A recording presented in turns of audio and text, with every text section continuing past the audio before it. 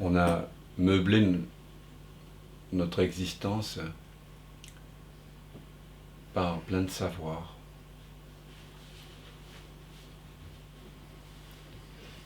Quand on se promène, ne serait-ce que dans une rue, on pense savoir que derrière les fenêtres, il y a des gens, que les façades que l'on voit ont une tridimensionnalité. Quand on étiquette une forme voiture, arbre, feuille, mégot de cigarette, mur, enfant, homme, femme, boulangerie, vous voyez. On crée une sorte de cadre en permanence, et cela se fait insidieusement, cela se fait à notre insu. La plupart de ces pensées arrivent extrêmement rapidement quand vous vous promenez dans une rue, quand vous êtes dans une pièce ou n'importe où d'ailleurs. Et là, je ne parle que des objets, des perceptions à peu près neutres. Il y a toutes celles qui concernent notre vie personnelle. Toutes ces pensées qui sans cesse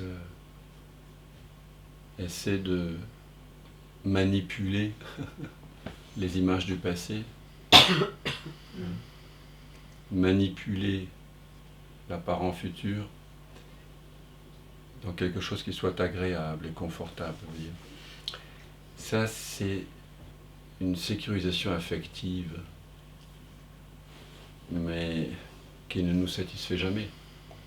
Parce qu'au fond de nous, nous savons que nous ne savons rien, nous savons que tout est absolument imprévisible. Mais le mental, pour la plupart d'entre nous, a été très conditionné pour sans cesse établir des distinctions, des comparaisons, analyser, examiner, tout étiqueter en fait. Et vous voyez bien que quand on fait ça, on n'est plus au contact de l'être des choses. Et on ressent donc une séparation en fait, avec le mur, avec la voiture, avec l'arbre, avec le nuage, avec l'enfant, etc., avec nos sensations, avec nos émotions, avec les pensées, avec tout. Alors, pour réenchanter le monde et redécouvrir qui nous sommes, il faut procéder par un questionnement. Il faut questionner nos apparents savoirs, nos certitudes, nos sécurisations affectives. Par exemple, nous croyons exister dans un cadre et évoluer, naître et mourir dans un monde, dans un univers qui existe dans un cadre spatio-temporel. C'est quelque chose qui n'est absolument jamais remis en question. Questionnons-nous alors un petit peu, si vous voulez bien. Et posons-nous la question, quand est-ce que toute expérience apparaît, quelle qu'elle soit? Au moment présent. Oui. Et quand tu dis le moment présent, je voudrais bien avoir des précisions. Parce qu'à mon avis, on a très mal traduit le livre de Eckhart Tolle qui s'appelle The Power of Now, le pouvoir du maintenant.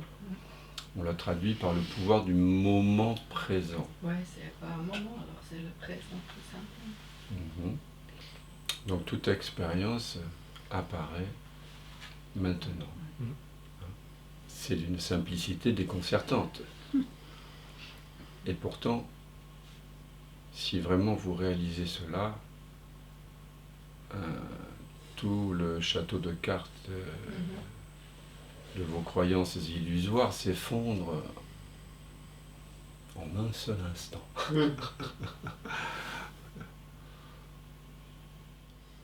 Essayez d'aller dans le passé. par exemple, souvenez-vous de hier soir, notre petite fête, et essayez d'y retourner.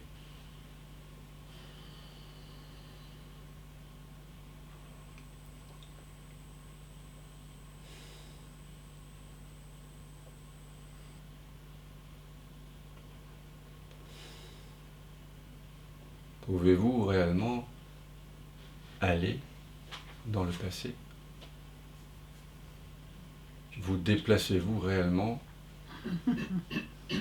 Ou est-ce que des images fugaces qui, lorsqu'on n'est pas très attentif, semblent avoir semblant de continuité, ne font que s'élever et se dissoudre en nous?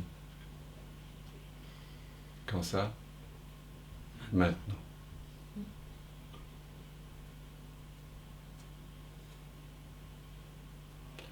Essayez de vous souvenir de votre enfance lorsque vous aviez entre 5, 6, 7 ans.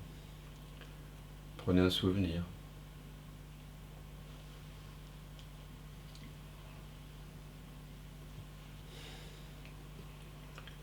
Et puis, allez vous promener dans l'endroit auquel vous pensez.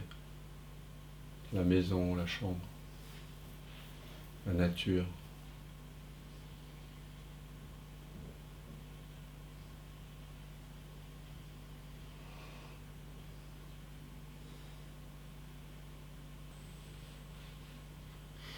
Quelle est la réalité de ce passé?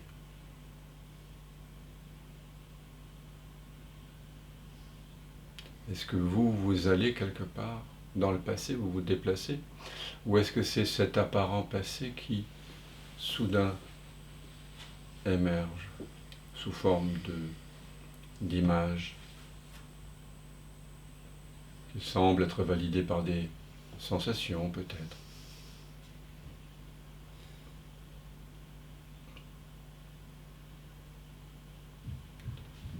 Vous voyez que le passé, l'apparent passé, ce ne sont que des pensées, ce ne sont que de la mémoire, des images,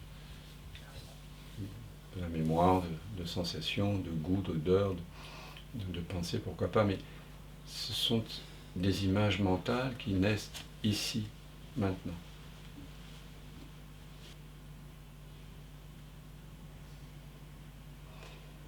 Imaginez maintenant, demain, à la fin du stage, votre retour chez vous.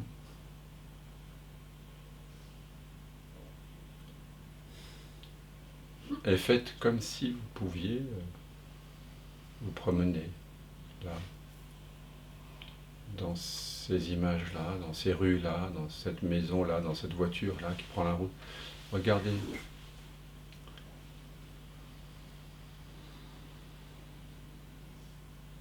Est-ce qu'il y a une sensation qui va avec cet imaginaire? Comme si on était un peu aimanté, comme si des parties du corps se contractaient, même un petit peu, regardez bien. Parce que quand on fait cette opération de croire que l'on peut sortir du maintenant pour aller dans le futur, ou dans le passé, c'est accompagné d'une légère tension, si vous remarquez bien. J'aimerais que vous le remarquiez.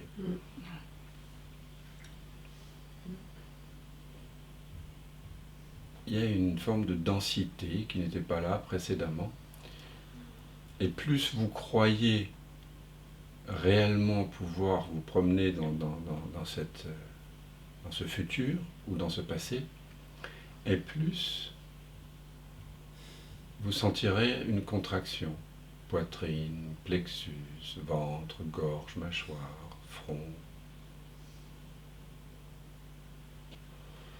Vous voyez que cette promenade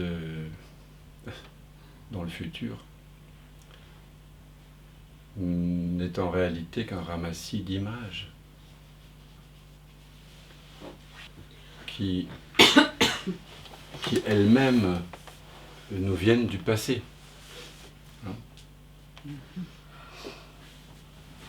Le futur, c'est du passé. Et le passé, il apparaît quand? Maintenant. Vous voyez qu'il est absolument impossible d'être au contact d'autre chose que le maintenant. Combien de temps dure maintenant?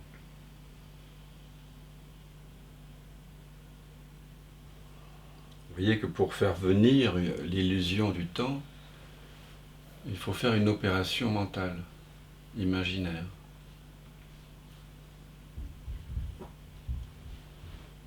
Qui suppose elle-même une ligne de temps qu'on visualise allant de la gauche vers la droite, une ligne horizontale sur laquelle on place comme ça des événements, comme quand on trace sur une droite des étapes, vous voyez. Tout ça, ce sont des opérations mentales qui ont lieu maintenant. En l'absence de des pensées et de la mémoire, des images, si vous ne faites pas référence aux images ni à la pensée, où est le moment présent?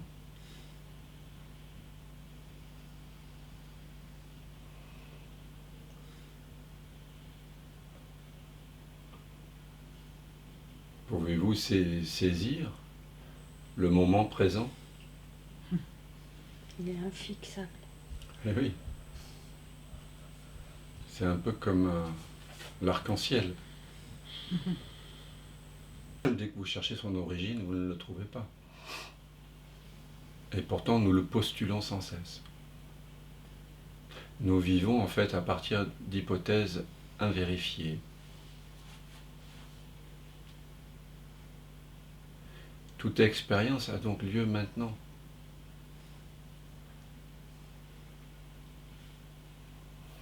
Hier, quand nous avons fait notre petite pratique poétique pour célébrer le soi, c'était maintenant.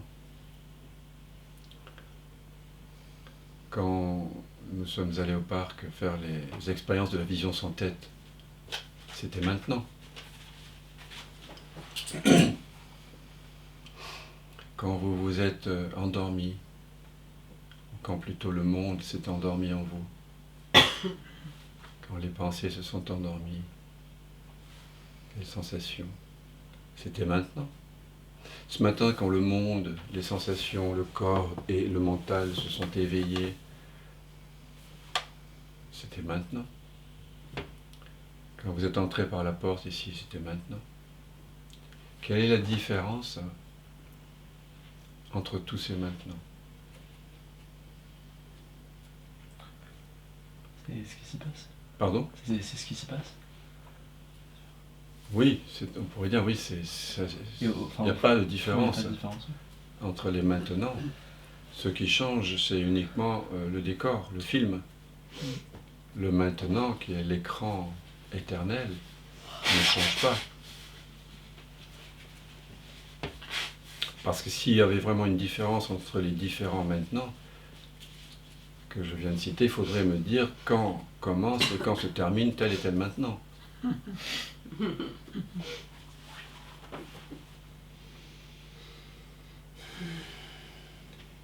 Effectivement, nous avons associé le maintenant à un instant présent, à un instant T, qui serait inséré un peu en sandwich entre un passé sur une ligne imaginaire temporelle et un futur vers la droite, en Occident du moins, et le passé vers la gauche. C'est une représentation que nous avons en nous, qui est fortement ancrée. Mais le maintenant n'est pas venu du fond des âges pour apparaître maintenant comme un instant T, comme on l'imagine. Le maintenant ne vient pas, le maintenant de maintenant n'est pas un instant T mesurable sur une montre, par exemple, et qui viendrait du passé. Et tout d'un coup, paf, ça y est, on est là maintenant, vous voyez. Le maintenant n'est pas le produit d'une évolution, n'est pas le produit de changement. Le maintenant n'a absolument rien à voir avec le film, avec le déroulé, avec le Big Bang, avec le phénomène de création de l'univers, avec l'apparition de la Terre, avec les océans, les poissons qui tout d'un coup sortent de l'eau, deviennent mammifères sur Terre, les dinosaures, l'extinction des dinosaures, l'apparition de l'homme, etc. Vous voyez, toute cette représentation, elle apparaît quand? Elle apparaît maintenant. Le maintenant est le même maintenant, depuis toujours. Et même quand je dis ça, on ne peut pas s'empêcher de se référer au temps, peut-être, tellement le mental humain est conditionné par cette donnée.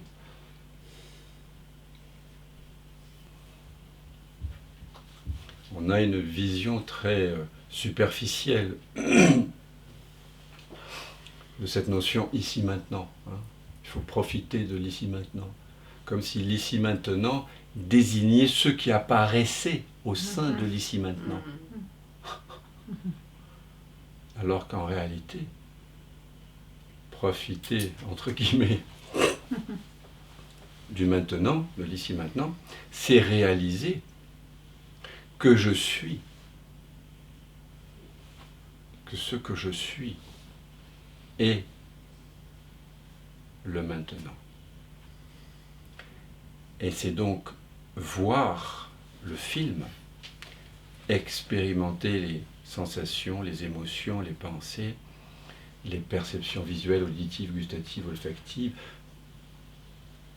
entrer en relation avec mes frères et sœurs humains, entrer en relation avec la nature, entrer en relation avec le monde, avec les perceptions, le corps, les pensées, à partir de la connaissance, de la reconnaissance que je suis le maintenant.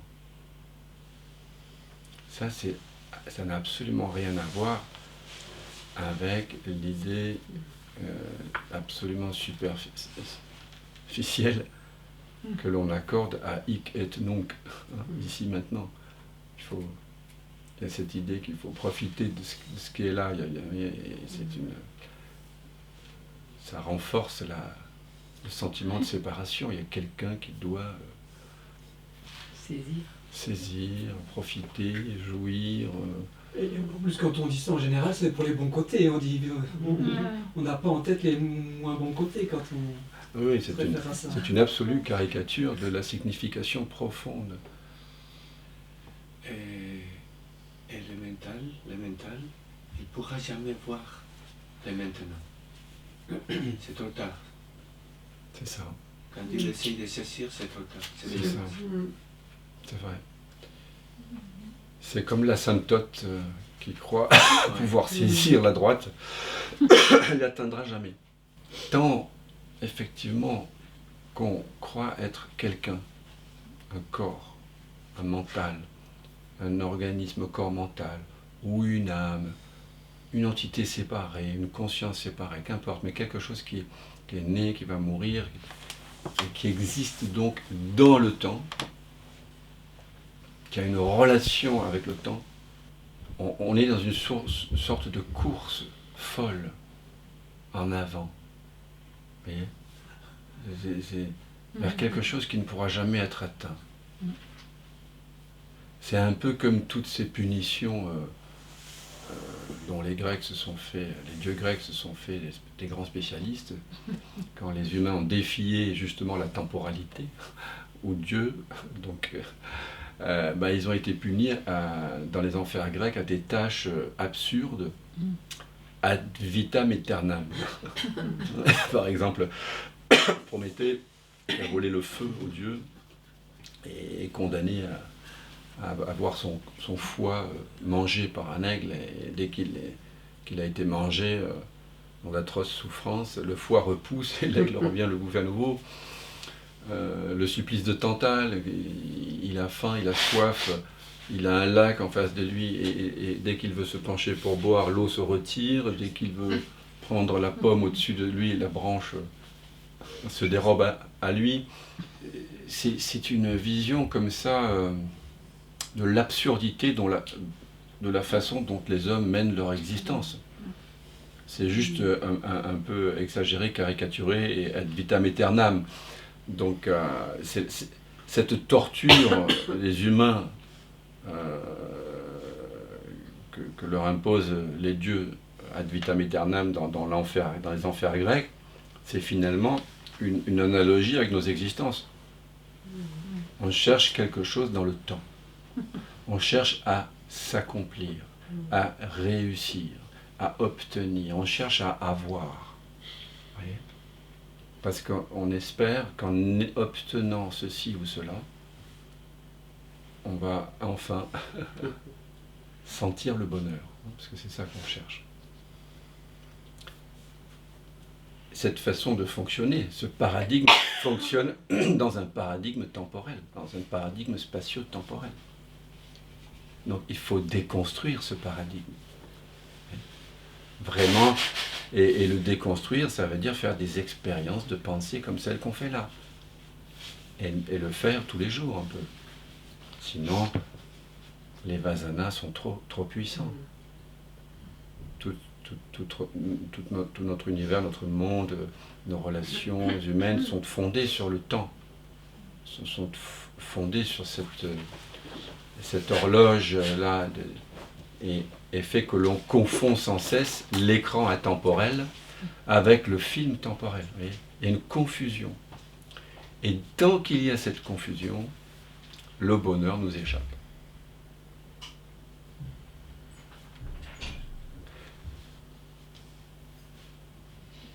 Nous devons donc réaliser que ce que je suis, c'est le maintenant. Je suis ce maintenant dans lequel le film, qui semble temporel, apparaît et disparaît.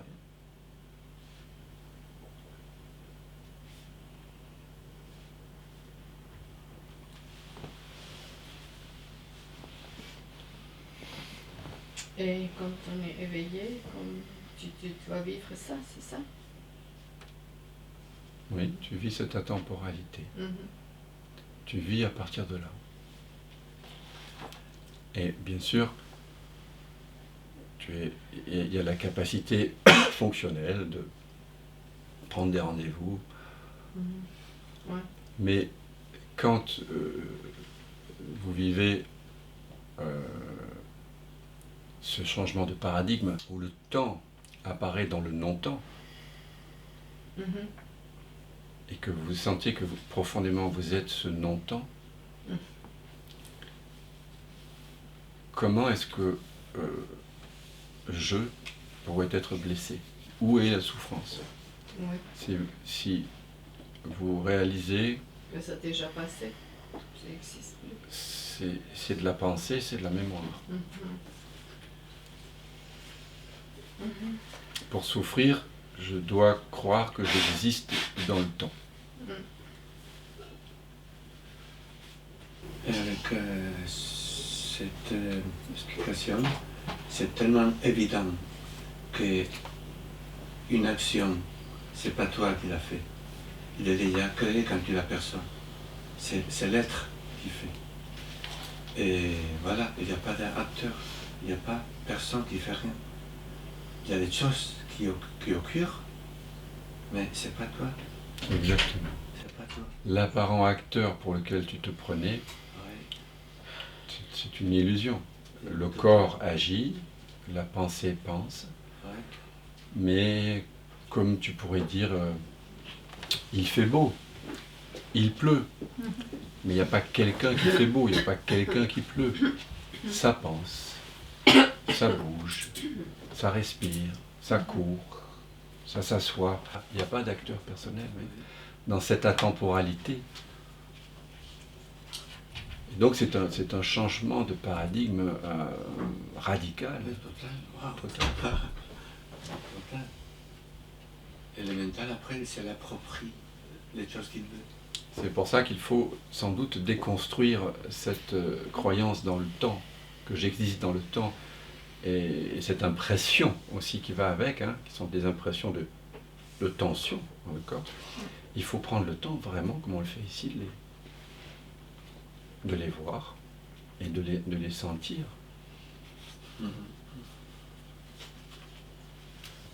Maintenant, si vous êtes ce maintenant, et vous l'êtes, si vous le réalisez maintenant,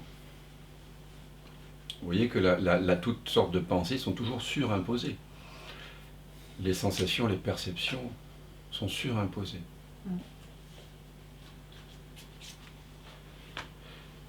De la même façon, aussi déconstruire cette croyance très forte, cette impression très forte d'exister dans l'espace, d'être localisé.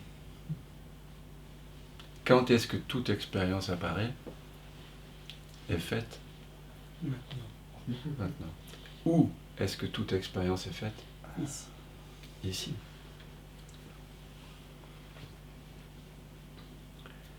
Et le ici auquel on se réfère, pour la plupart des gens, c'est un ici localisé dans le corps. Parce que la plupart des gens, des êtres humains, pensent que ce qu'ils sont est lié à la destinée de ce corps, à un âge, et quelque part situé derrière les yeux, parce que quand les yeux sont ouverts, il y a un monde, et quand vous les fermez, il n'y a plus de monde. Donc vous avez l'impression que l'expérience est faite dans la tête, ou derrière les yeux, ou dans un cerveau, quelque part en tout cas, vous voyez ici, quelque part qu'on pourrait géolocaliser.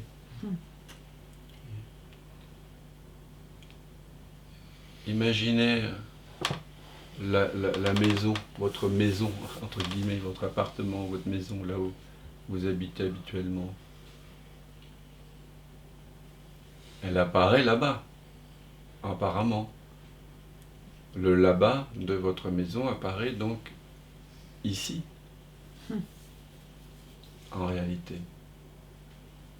Parce que on a l'impression, quand on a la pensée de là-bas, comme si on pouvait se promener dans le là-bas. Vous voyez ? Comme si on sortait de l'ici. Et quand je dis ici, je fais référence à quelque chose que vous connaissez très très très très bien, qui est très familier. Ce n'est pas géolocalisable et pourtant vous savez très bien ce que je veux dire quand je dis ici. Et c'est même ce que vous connaissez le plus, parce que c'est vous-même.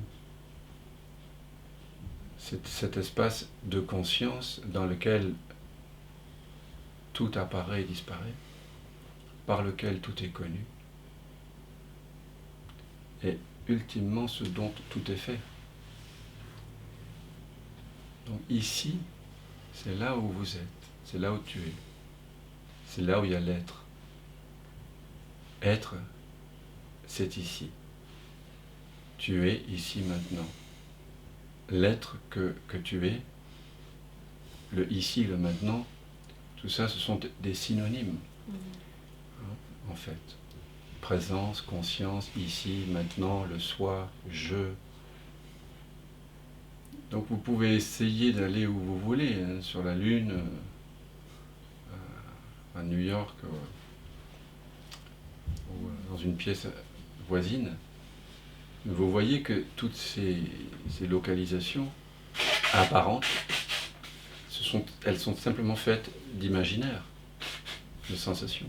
Quand vous croyez pouvoir vous déplacer dans un ailleurs qu'ici, vous allez sentir une légère tension. Il faut être bien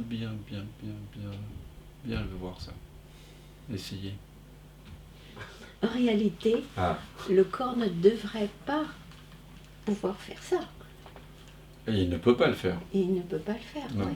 C'est juste une expérience de pensée, mais quand nous y croyons très fortement, nous imposons au corps une tension.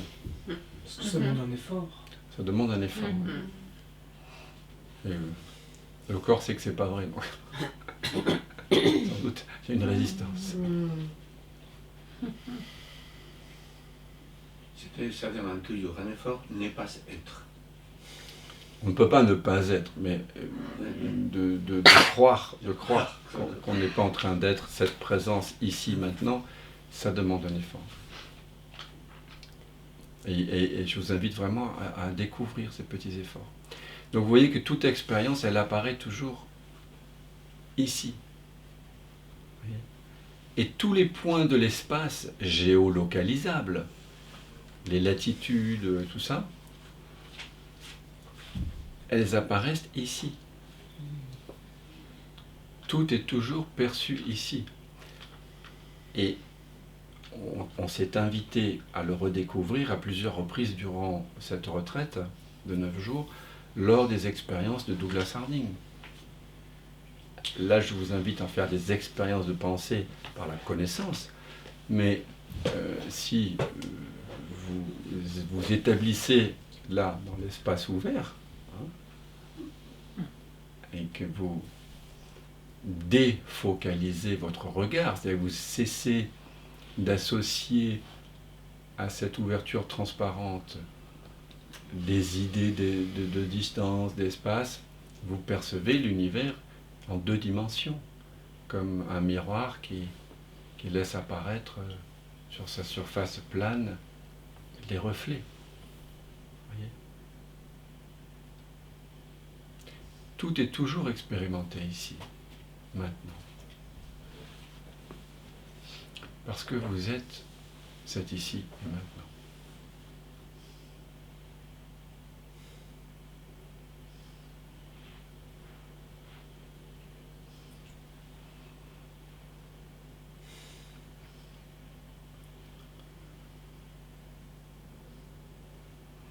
Vous voyez que cette reconnaissance détend le corps, détend le psychisme. Parce qu'ici maintenant, il n'y a rien à accomplir. Vous n'avez pas besoin d'être aimé, vous n'avez pas besoin d'approbation, vous n'avez pas besoin d'accomplir des choses, quoi que ce soit.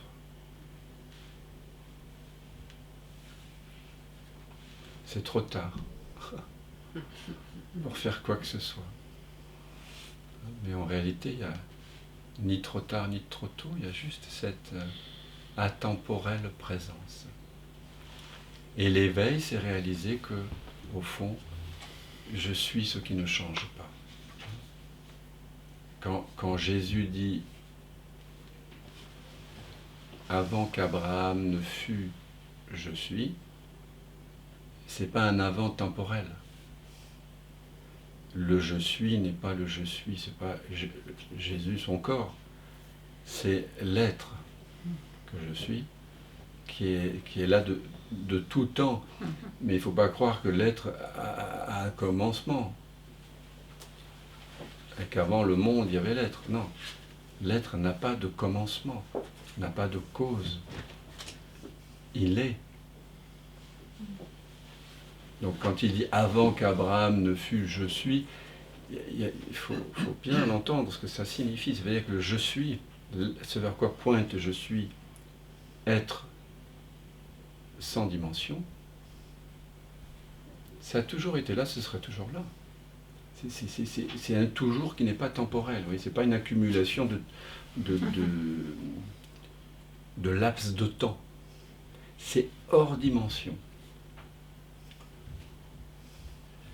Et vous êtes cela, tu es cela. Tat tvam asi. Voilà. Et tu viens de dire que l'éveil, c'est l'absence de changement. Non, c'est reconnaître que ce que tu es essentiellement ne change pas. Non. Parce que ce qui change est né et meurt.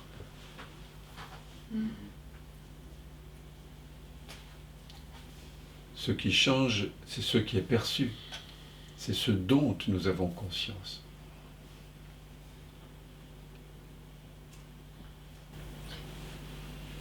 comme une peur de tomber dans ce maintenant. Je sais pas, c'est bizarre. Ça fait peur. C'est comme s'il n'y aura plus rien. Il n'y a plus rien comme tu l'imaginais avant.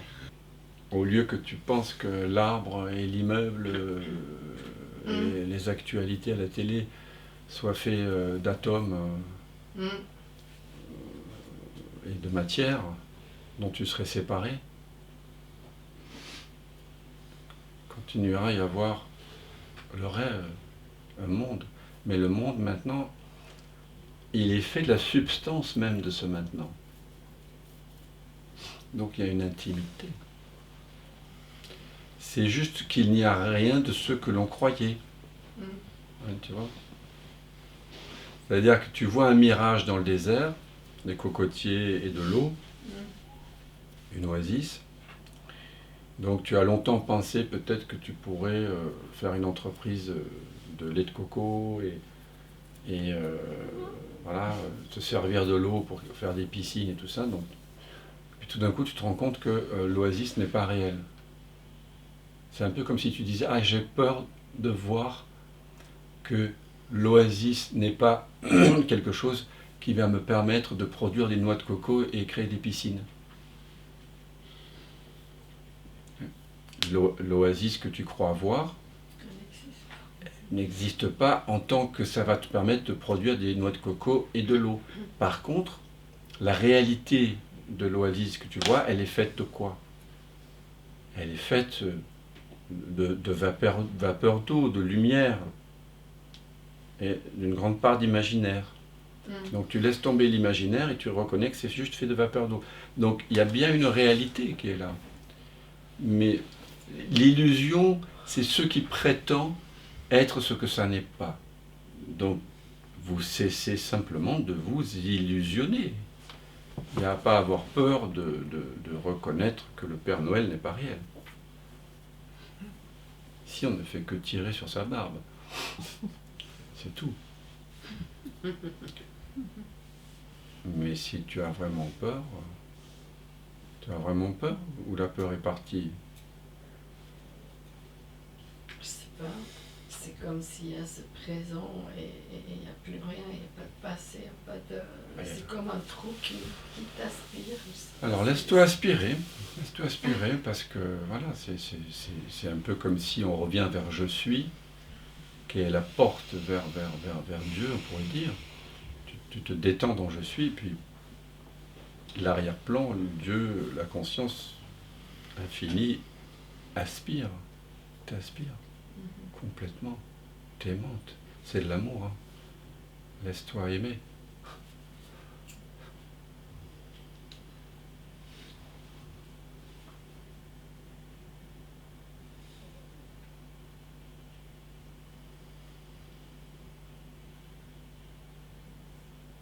Mais tant que nous pensons exister à travers les images du passé et du futur, bien sûr, nous vivons une vie de seconde main, une vie d'emprunt, une vie un peu caricaturale, quoi, conditionnée, très très conditionnée.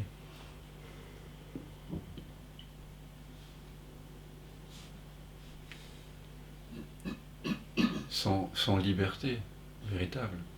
Quand vous êtes le maintenant, vous sentez que vous êtes libre, pas libre de faire, mais vous sentez la liberté d'être.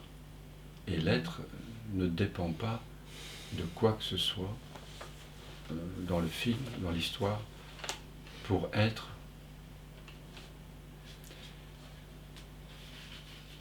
Donc c'est comme si on avait peur de perdre une liberté personnelle qui n'a jamais existé, en fait. Mais quand vous laissez vos pensées du passé et du futur et du présent complètement se résorber dans cette intemporelle présence,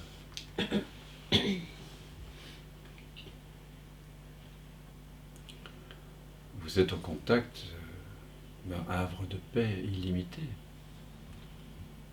vous vous sentez complet.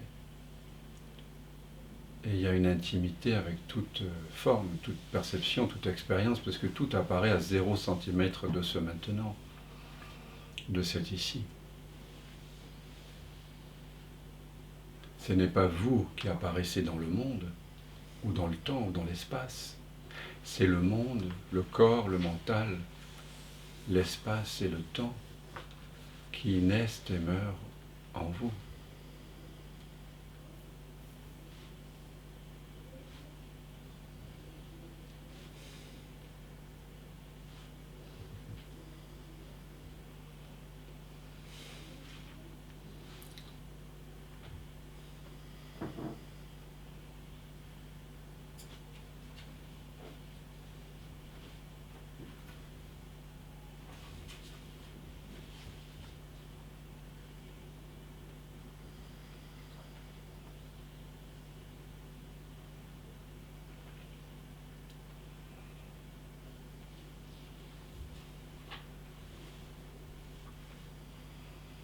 Dans cet espace de l'ici maintenant,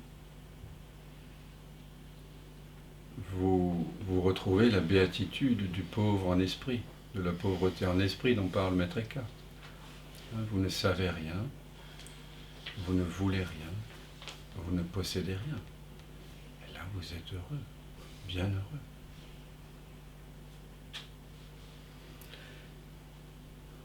N'est-ce pas ce que tu ressens, Charlotte ? Et n'est-ce pas cela que tu désires? Donc tu vois bien que ce que tu désires réellement, tu croyais peut-être parfois le désirer au travers de choses qu'on pouvait acquérir temporellement, mais tu réalises que c'est déjà là. Le bonheur que tu cherchais, c'est le bonheur que tu es. Il suffit donc de questionner nos habitudes mentales. Il faut les questionner profondément pour les remettre en question et voir que le bonheur que je suis ne dépend de rien. Ce n'est pas vrai. Mais il me faut déconstruire la croyance que j'existe dans un cadre spatio-temporel. Tant que nous croyons exister dans l'espace-temps, vous ne pouvez pas réaliser votre vraie nature. Vous devez déconstruire, voir le temps et l'espace, voir que le temps c'est le concept du changement et l'espace le concept de l'étendue. Ce sont juste des concepts.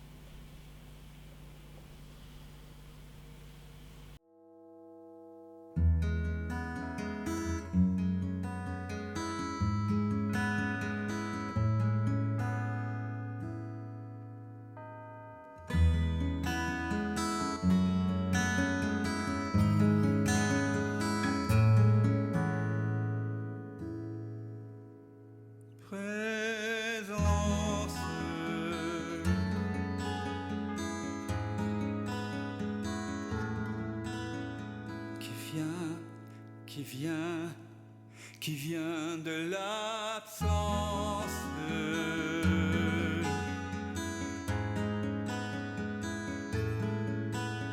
Qui se rêve présent, s'y donne naissance à ce grand rêve qu'est l'univers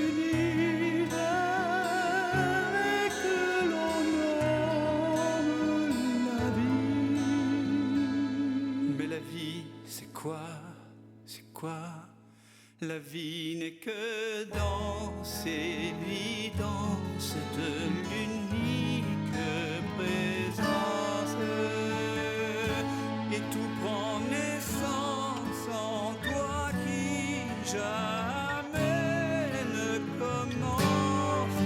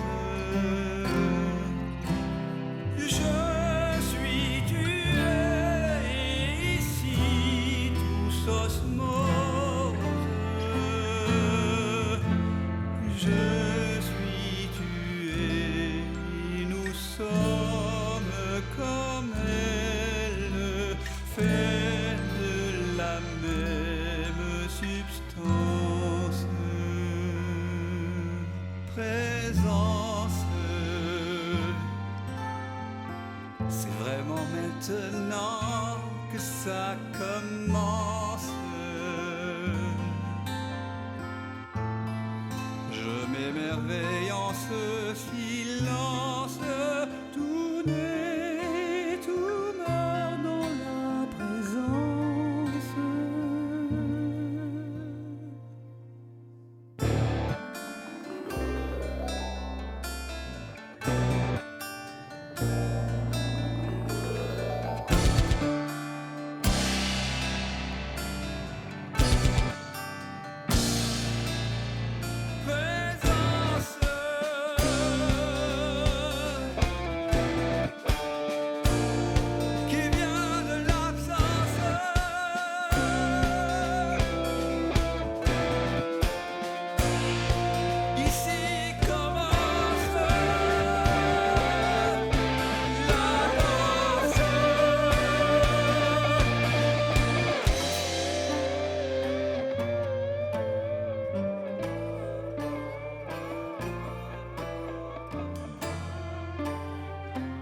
J'ai tant cogné à ta porte pour te connaître, vérité.